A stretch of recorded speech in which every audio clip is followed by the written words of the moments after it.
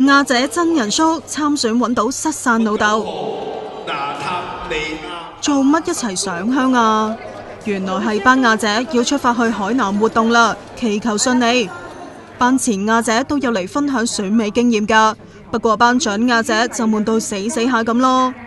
早前10號嚟自新加坡嘅李思婷，因為宣傳嗰陣寫錯字，俾家鄉嘅傳媒大起底，點知錯有錯着，失散多年嘅老豆竟然喺 Facebook 度揾翻佢。